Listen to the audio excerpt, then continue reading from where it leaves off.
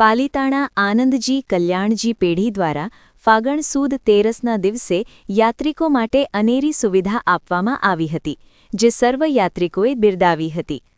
જય જય આદિનાથના બુલંદ નારાઓ સાથે 6 ગાઉ યાત્રા ફાગણ સુદ તેરસના તળેટીથી શરૂ કરી 6 ગાઉ સિદ્ધવડ આદપુર પૂર્ણ કરે છે. હજારો યાત્રિક ભાવિક ભક્તોએ યાત્રા કરેલ હતી. વિશેષ શત્રુંજય ગિરિવર સમસ્ત જેની યાત્રા વર્ષ દરમિયાન એકવાર થાય છે.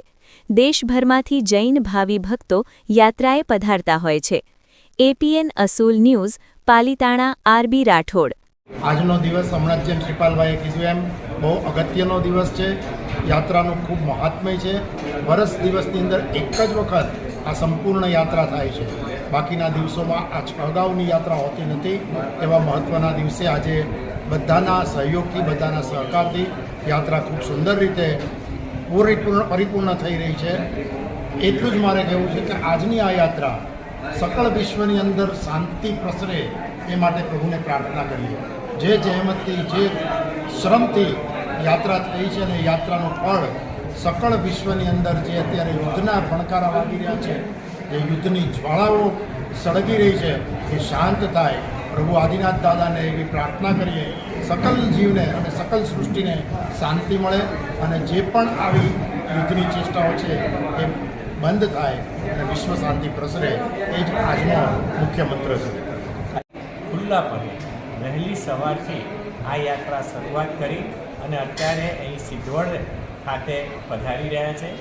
તેઓની યાત્રાના ફળરૂપે તેમને આવકારવા માટે 47 જેટલા સંઘ પૂજનના પાલ અને 90 જેટલા ભક્તિના પાલ અહીં આગળ આયોજન કરવામાં આવ્યું છે.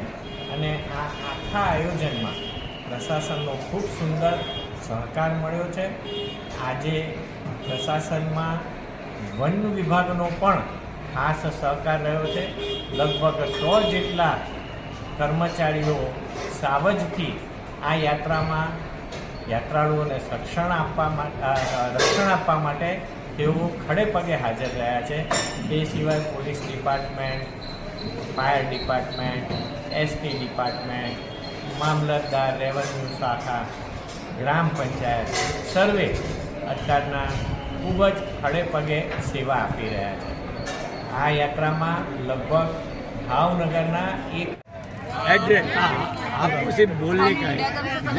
एक मिनट काट बोले ना. ये 6 महीने का हुआ है और पहली बार पालन फेरी कर रहा है. आगे भी यही करता रहेगा हमेशा. आती हूँ 2 साल नहीं आई, 3 साल आई हूँ. यात्रा के दौरान आपको कैसा लगा? यात्रा के दौरान अच्छा लगा मेरे को. अभी आई तभी तो बोली नहीं थी. अच्छा. જય જય શ્રી, જય જય श्री मंडल जय जय श्री संघ पूजन 25 साल से कंटिन्यू कर रहे हैं. 2800 साल पूरा हो गया है और बहुत आनंद आता है. दादा की कृपा है, दादा अच्छी भक्ति होती है और लोगों को संतुष्टि है. दिन प्रतिदिन व्यवस्था बहुत बढ़िया रहती है. ये संघ पूजन आप कर रहे हैं. हाँ, इसका महत्व क्या है? आप क्यों संघ पूजन करते हैं? उसका कितना पुण्य मिलता है? ये इसका संघ पूजन का महत्व है. हर भाई बहन से मुलाकात होती है, उनका बहुमान होता है और उनकी तपस्या का फल, उनकी प्रेरणा हमारे को मिलती है.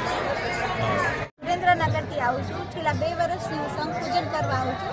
યાત્રિકો જે આવે એમને સંઘ પૂજન કરવાનો અનેરો લાભ હોય છે, જે બહુ જ મજા આવે છે અને ખૂબ આનંદ થાય છે. કેટલા વર્ષ